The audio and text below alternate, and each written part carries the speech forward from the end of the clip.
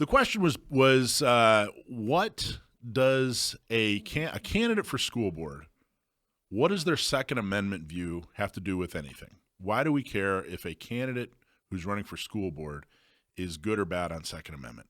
And that's a great question. We answer that question a lot, though.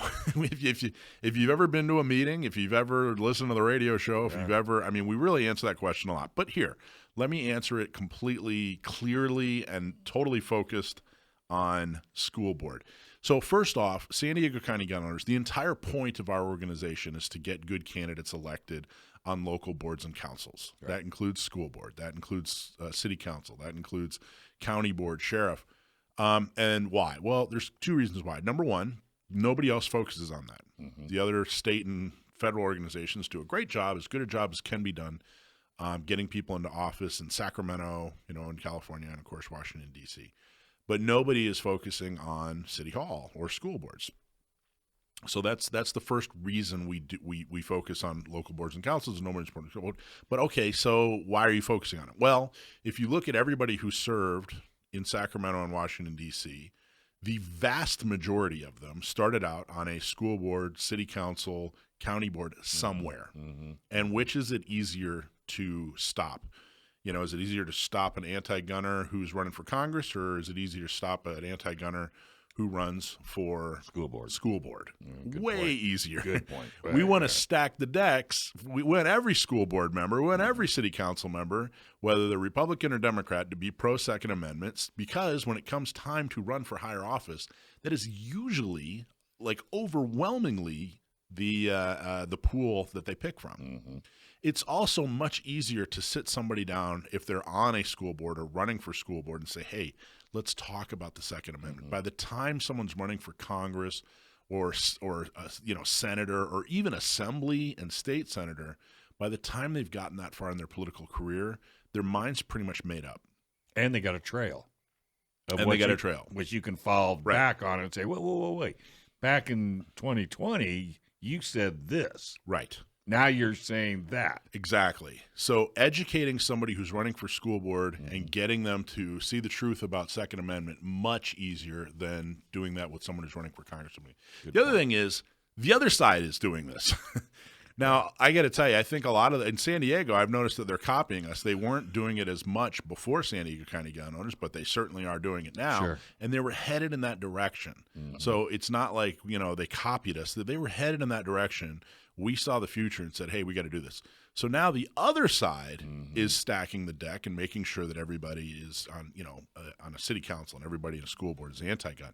Okay, so what usually happens at this point in the conversation when I explain this is someone says, well, what if the candidate isn't going to run for higher office?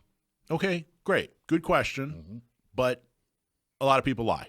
Yeah, how can you prove that? Or change their mind. Yeah. I can't tell you how many people who've run for higher office said they'd never run for higher office.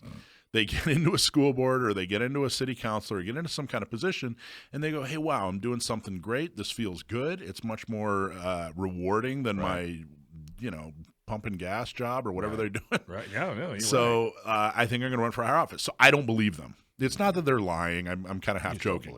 But they might change their mind. So, okay, I don't care what you say now. I'm afraid that once you get in, you will run for higher office, and we need to make sure you're pro-Second Amendment. Right. The other reason, though, hey, I'm not going to run for higher office. Why do you care if I'm pro-Second Amendment on a school board? Well, the anti-gunners have frequently gone to school boards to push policy.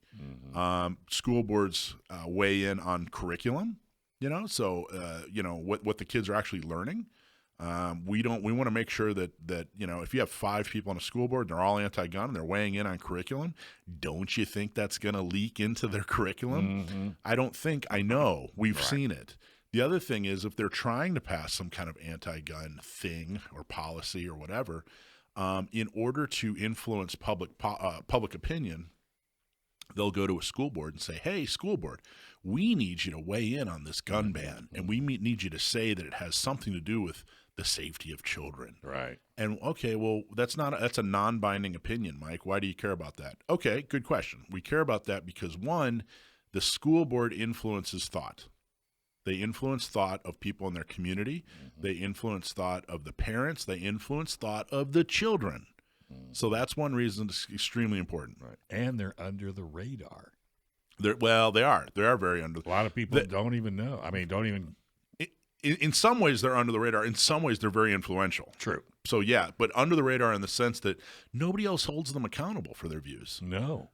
Or their actions. But on the radar in that they still get to communicate freely and in a trusted manner with parents in the community. Right. The other thing is there are things, so they do actually, like with security, that sort of thing, they do actually have different policies. Carrying, a few years ago, you had to get the school board's permission in order to, if you were a CCW holder. So it is extremely important, whether you're running for school board, city council, any public office, any higher office, anything where you're a decision maker, where you're a leader, you need to be pro Second Amendment. That's exactly why San Diego County Gun Owners exists. Fantastic. Thanks for watching this clip from Gun Owners Radio. If you're watching mainstream media, you're not getting the truth about guns. Gun Owners Radio is the easiest way to stay on top of the Second Amendment fight, the fight for your self-defense rights.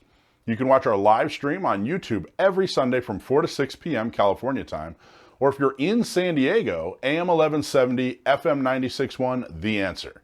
We're also available on your favorite podcast platform. Just search Gun Owners Radio and you'll find our show. Like and subscribe to help defend and restore the Second Amendment, not just in California, but across the country.